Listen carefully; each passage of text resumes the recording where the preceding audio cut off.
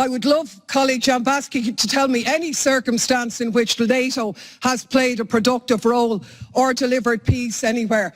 History has taught us that sanctions do not end military conflicts. They do not bring peace. They make the people suffer, not the oligarchs, the people of Russia, the people of Europe. And they're not going to help save lives, because the more arms you pump into Ukraine, the more the war will be prolonged, the more Ukrainians will die.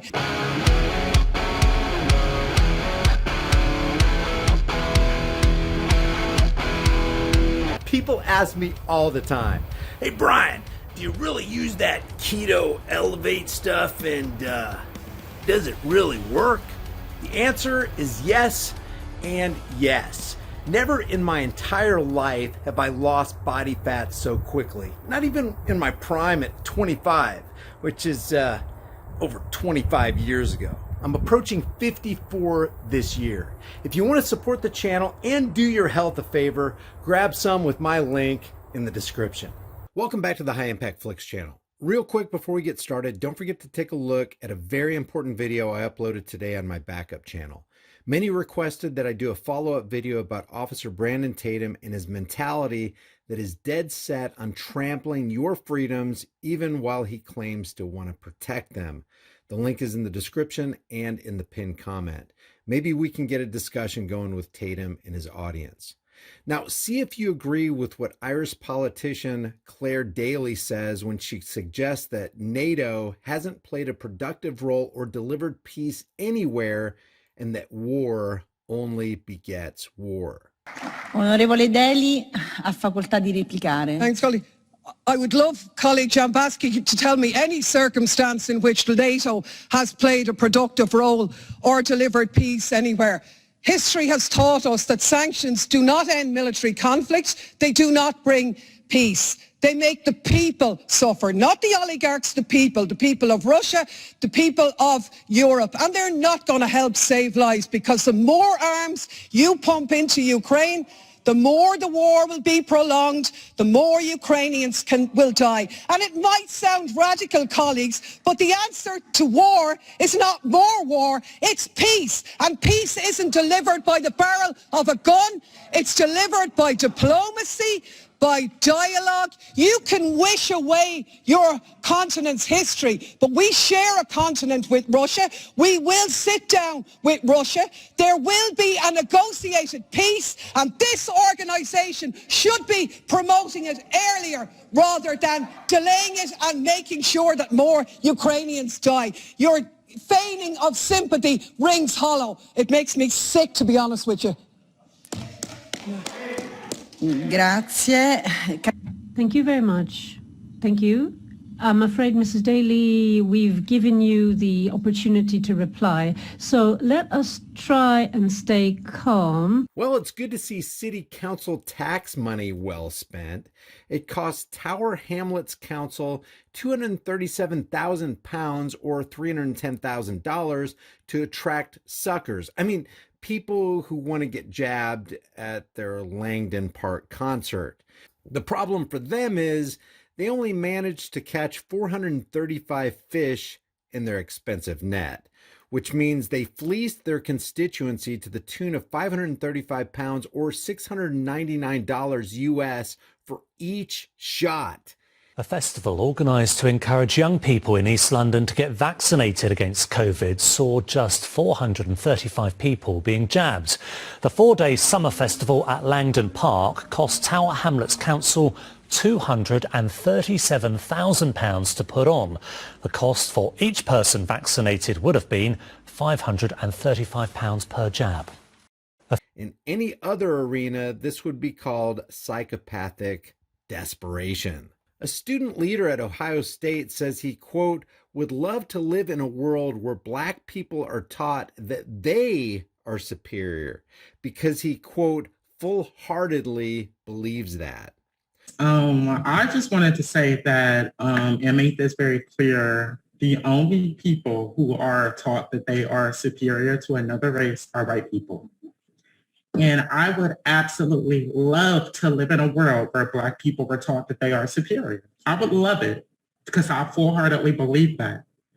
But that's not the case at all. And so I just wanted to make that very clear by saying that by taking away the teaching of one race as superior to another, that is inherently white supremacy, because white people learn from birth that they are superior. There is nothing that they need to be taught in school that tells them that. They learn that from their lived experiences. And so by teaching, and white supremacy is not something that you learn about by any means. And it's a relatively new term, and it's a term that is heavily debated. Because a lot of people don't like calling white people superior. And I completely understand with that. But there's no such thing as white inferiority. There would be a protest if somebody said that on this campus, like literally, white people are inferior. And I'm going to say that right now because this is my space to say that. But I do believe that Black people are superior.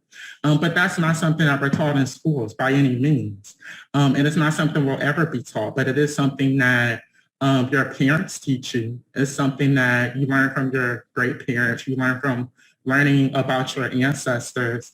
You learn from learning that Black people fought back. So my question is, it's okay to be a Black supremacist, but not a white supremacist?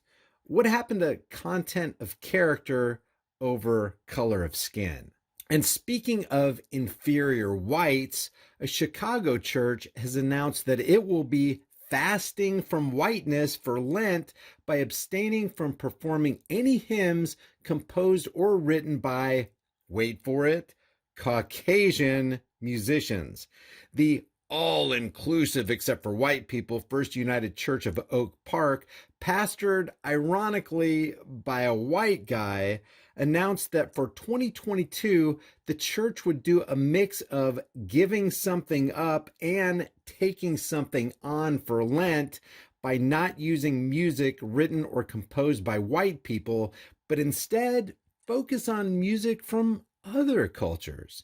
Throughout the season of Lent, we are continuing our spiritual practice that we are calling fasting from whiteness. Now, of course, I am not someone who can change my skin or change the way that my presence as a white person allows me to walk through this nation with much ease.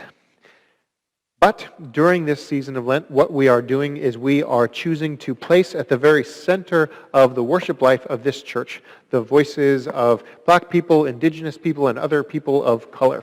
And we have found that you do not need to go very far at all to find wonderful worship resources. You don't need to even leave this county to find an amazing resource.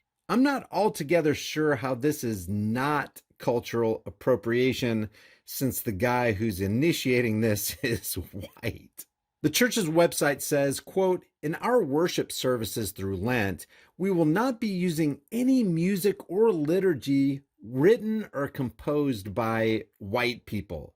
Our music will be drawn from the African American spirituals tradition, from South African freedom songs, from Native American traditions, and many, many more." Excluding, of course, white people. What a neo-Christian thing to do.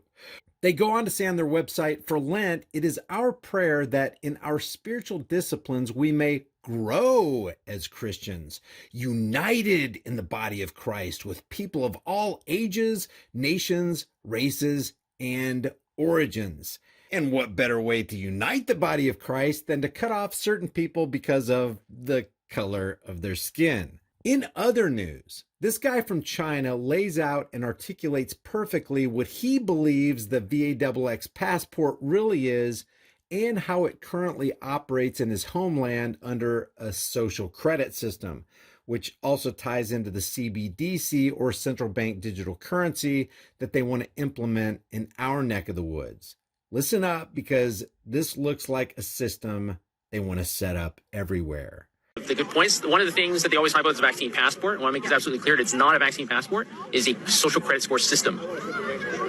If you go to China, they're piloting it a few years ago in Shenzhen.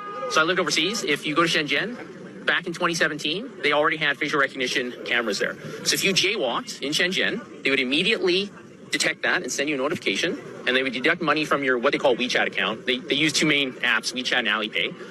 So you can actually deduct your money directly from your account. This is 4 years ago, so this is not like some sort of conspiracy theory. It's not something that's going to happen 10 years into the future. This happened pre-corona in China. And so this system in China that exists is extremely advanced. They can detect if it's a man or a woman. They can guess your age. They can detect what kind of car model it is, who the manufacturer is. This is a sort of technology that we see in all these dystopian sort of films and whatever. And people keep putting it off and thinking that this is something that's going to happen later in my kid's lifetime or my grandkids. It's already here. And if this gets implemented anywhere, especially in a Western nation, it's not going away. Israel is already talking about the fourth shot. Then they're going to be going to herpes, and they're going to ask if you're gay. They're going to be asking if you ate 3 pizzas this week because it's unhealthy.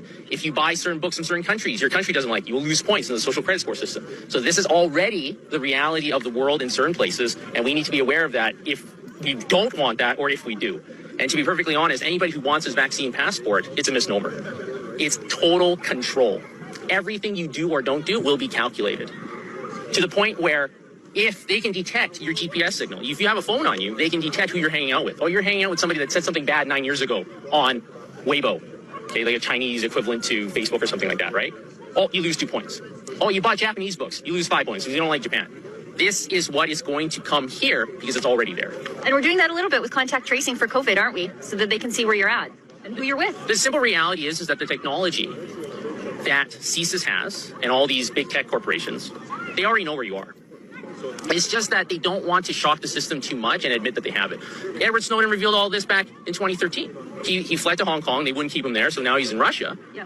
But the NSA has all of your information. They know your Google searches from like February 9th, 2004 in a bunker in Colorado. Help me, Rhonda. Right. They have all this information. So, but they don't, like in the US, they have the Fourth Amendment. They're not supposed to track you forever, right? So they pretend they don't have it, but they do. Yeah. If they really want to utilize it, they can. So right now they need the permission of individuals say, oh, we're going to submit to contract tracing, because then they can say, well, you chose that, instead of, well, we're violating your rights for something better, for the common good. So my question to you is this the kind of world you want to live in? And if you don't want to live in such a world, how do we stand together and resist the technology and technocracy they want to launch against us? Leave your thoughts about this for the world and the global thought police in the comment section below. And remember, head on over to Grease Monkey Videos so you can check out my video on the dangerous mentality of Officer Brandon Tatum and all law enforcement, which is symbolized by the thin blue line. I'll see you in the next heavily censored shadow ban video.